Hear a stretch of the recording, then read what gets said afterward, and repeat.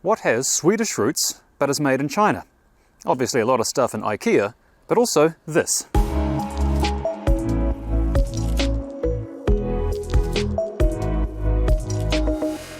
It's the Polestar 2, and this serving of Kung Pao Swedish meatballs with its big battery and twin motors will set you back just shy of 94 grand. For that, you'll get 480 k's out of a charge, and it'll get up to speed quickly, 0 to 100 under 5 seconds. All of that is fantastic, but one question in my mind is, what is Polestar? Polestar was actually Volvo's performance division, which was sold recently to Geely, a modern automotive giant, and it's taken Polestar under its wing, creating a remarkable piece of engineering, with so many options and safety features that if I listed them all right now, I'd run out of this exterior footage. So I'll just mention the coolest bits, such as the panoramic glass roof, the built-in Google infotainment system, the 13-speaker Harman Kardon sound system, a surprising towing weight of 1,500 kilos, a PSC of 33, a massive 405-litre boot, and more radar, cameras and sensors than a private jet. It's also got little touches that I appreciate, like this frameless mirror, which, when I turn it, the entire mirror housing moves, not just a sheet of glass inside a plastic case. And it has another gadget that I've only ever seen on the internet, I've never used before in real life. Apparently I can open the boot by waving my foot under it. Oh, that is sweet. That is such a party trick. Use the force. Ow! Ow! There is a button as well. Ow! This car also has its entire infotainment system controlled by this cool fingerprint-coated display, but it all runs on Android. It's its own version of Android, which means it has Google Maps as standard. So unlike Apple Maps, it won't send you into a lake. And if you lift the bonnet, you will have access to a 35-litre front bottom where you could put your charger, and that's about it. And while the footroom might be a little tight, you've got heaps of legroom, decent amount of headroom, although you're a bit close to this pillar all the time. But most importantly, each rear passenger gets an air conditioning vent to themselves. There are 2 USB recharging ports in the back and heated rear seats. Something else that's pretty cool is that with an app that's connected to the Polestar, I can stand here under a tree in the shade, bring the temperature down to that of Swedish swimming, and then when it's cold enough, go for a drive.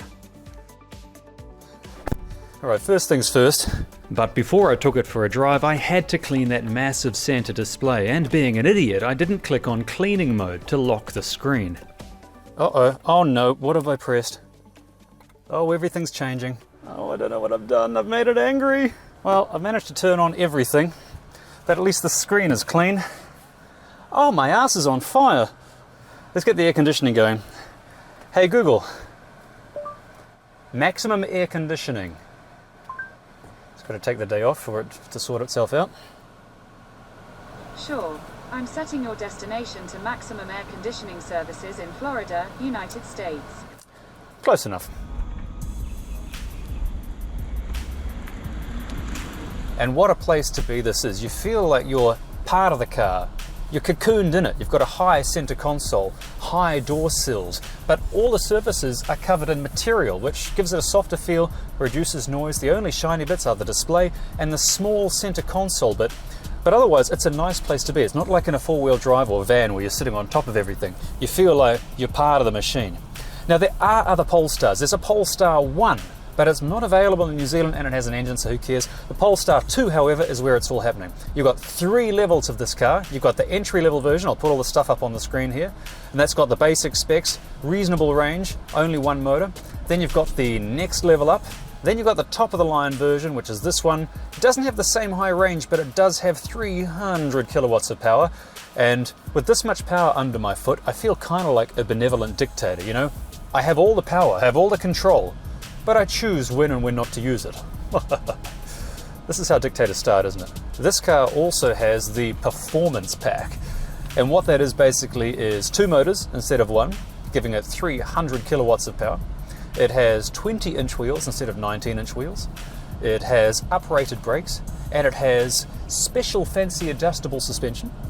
It also has color-coded seat belts. There is also a plus pack you can get for this car, which includes vegan upholstery made with real vegans, and aerated seats, so it cools your seats down by pushing air through, and it gently whisks away any flatulence before your passengers even know. Something else the Plus Pack has, which I'm going to try later, is a Harman Kardon Baker's Dozen sound system, which means it has 13 speakers located throughout the cabin.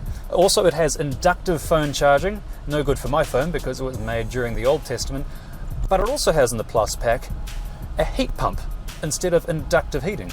And what it does, it's really smart. It takes the energy or the heat out of the battery pack and the electric motor, which admittedly there's not much because electric motors are really efficient, and it converts that into cabin heat.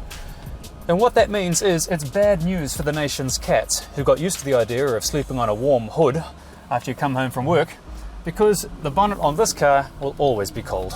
So let's say you want to buy a Polestar and customize it in your own preferred color. Well, good news. Polestar has released a wide range of colour schemes available, all reminiscent of a Swedish winter sky. You've got grey, dark grey, very, very dark grey, slightly bluish grey, a sort of brown gravy grey, and then of course regular grey. This car is really well engineered, which makes the 3 complaints I have about it kind of pathetic. There's the first one, that noise.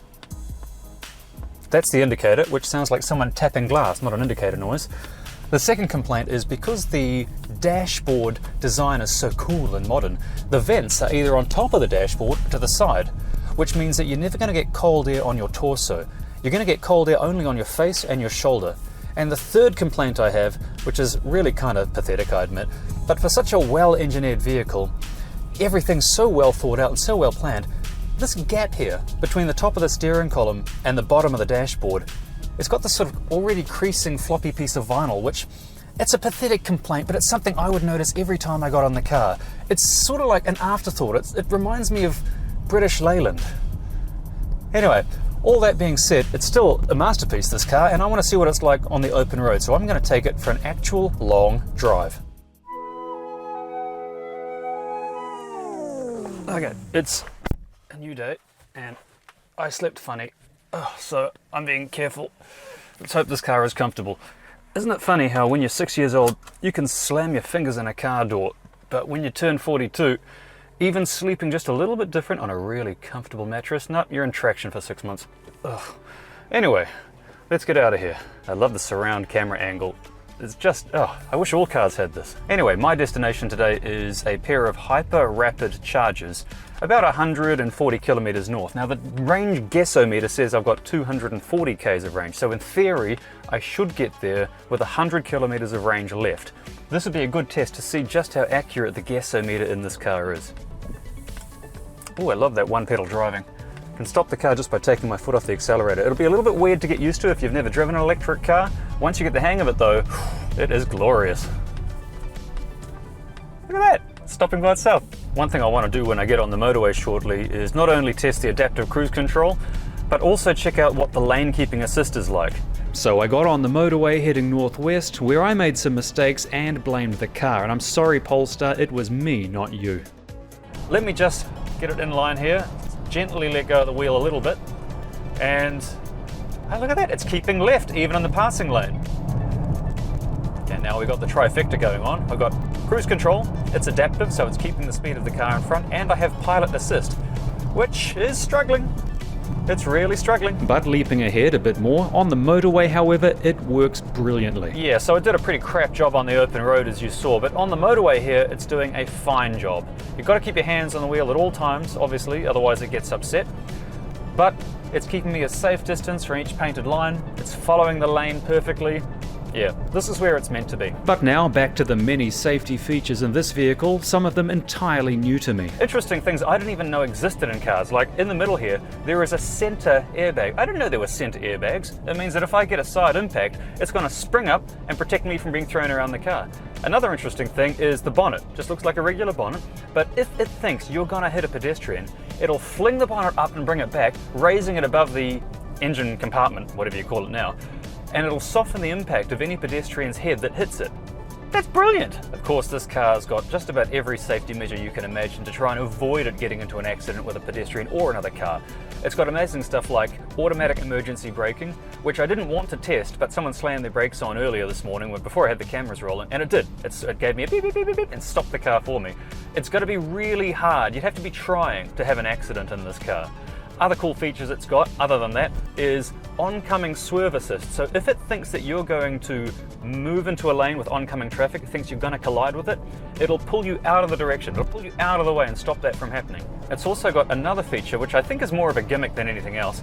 If a Volvo or another Polestar is detected up the road with its hazard lights flashing, it'll warn you. As long as that car's connected to the Polestar Volvo networky grid thing, it'll warn you. Now, that's cool, but I don't think I need it because I already have that system built in. It's called using my eyes to look ahead.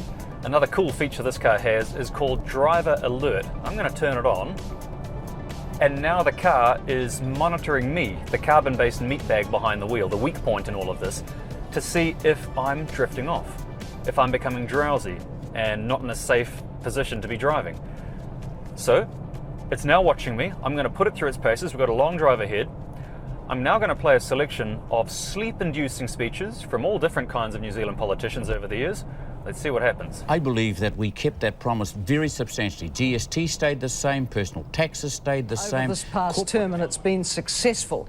But for it to be successful, you need strong partners, and you need... Well, I think it might have done, and I'm glad that you make the point, because I want the public of this country to understand. Developed world by any measure, but one of the better measures is... Yeah, I stopped that experiment before it killed me, though while we're on the subject of noise. Okay, the sound level at 100 k's an hour on New Zealand's coarse chip roads is about 80 decibels, so not the quietest car I've ever been in. I want to talk just quickly about the suspension in this car. I've seen some car reviewers say that it's very hard for city streets, and it is a little bit rough on city streets, but as long as you don't mind that, when you do actually get into the countryside and put the car through its paces, oh, it feels sublime. It just holds. Little bumps, absorbed. Tough corners, it hangs on tight. It's just got this intelligent, brilliant mix. And that brilliant mix turned these back roads into an absolute treat.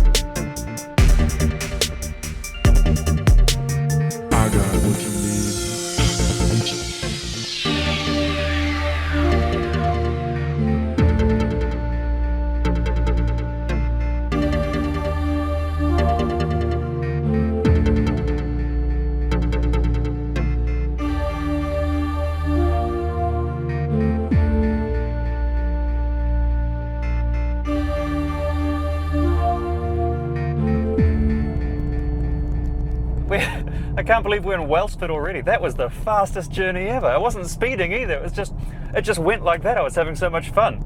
Huh. That's a good thing, I guess. Speaking of good things, now's a good time for a shout out to Ecotricity, which makes these videos possible, being New Zealand's only certified carbon zero electricity provider. That means every single electron they produce is not only competitively priced, but it's also 100% renewable. So if you want to be on the good side of history, make the move today at ecotricity.co.nz. And while you're there, check out the EV Buyer's Guide, where you'll find the prices and ranges of every electric vehicle on sale in New Zealand today, including this one, which at this point was just arriving to the hyper-rapid chargers in Kaiwaka. We're in Kaiwaka. And look at that, it says we have exactly 100 kilometers of range left.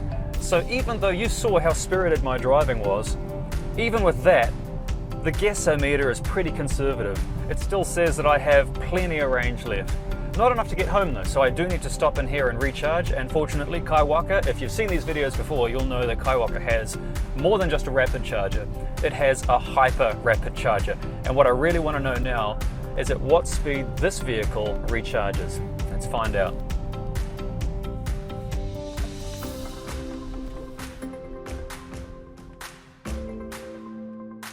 Alright, so using this charger is as easy as swiping the key fob in front of it, selecting your plug. We know this one is CCS, so I'll choose CCS HPC, or high power charger. Look at that, 300 kilowatts capacity in this machine. But what will it charge at? Let's find out. I know it's starting automatically. Okay, it's ramping up, 25 kilowatts. 50, 80, it's getting up. We've got 110, 121. All right, so it's hovering around 149 kilowatts, which is a pretty respectable speed. Ugh. All right, just in the short time it took me to plug in, have a chat to some people who are asking about the car, it's already dumped 60 kilometers of range back into the battery. Now it shows I have 160 k's to go of range, which is more than enough to get home. I'm impressed that the gasometer that estimates how far it's got to go per charge, even though I drove it pretty hard and had a lot of fun on some very hilly, twisty roads, it still was absolutely accurate. It says 480 k's per charge out of this car. I suspect you might get 500. It's really impressive. The range is remarkable. It's going to take, using hyper rapid charging, from 10% to 80% full about 35 minutes. And that would give you approximately 380, 400 k's, which is not too bad. If you were to charge at home, however, this car with its big battery would take, with the trickle charger supplied, a couple of days.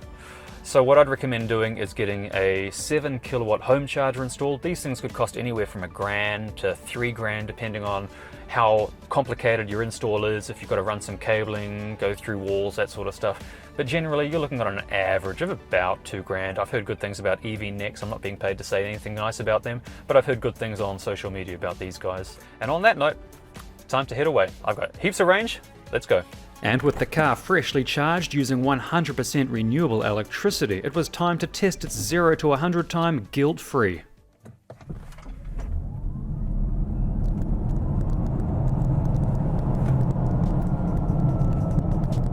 Not bad. The thing is, I've talked about range and specs and performance and all kinds of cool stuff about this car, but I've not mentioned one thing. It is the Swedish elephant in the room, and that is styling. Because as I've found out, it is really polarizing, this car. Some people love it, some people hate it. Yesterday while I was filming, a guy came and asked about the car. I told him it's a Polestar 2, gave him the price. This one's 94 grand. And he said, really? But it looks like a Subaru. And then just earlier as I was recharging, guy shouted out, oh, that car looks fantastic. So what I did, to get a better idea of what people think, I went and asked the internet, which is always a smart thing to do. And these are the actual responses I got from people telling me their opinions about this car. That's my favorite. The thing is, it has something going for it that not many car makers can say. This is a little cherry on the top. Every single gram of materials that are used to produce this vehicle are measured and calculated to ensure that they have a minimal carbon footprint and a minimal ecological footprint. So if you want a car that has range, performance, acceleration, heaps of gadgets, is incredibly safe and is ethical, then you can't go past a Polestar 2.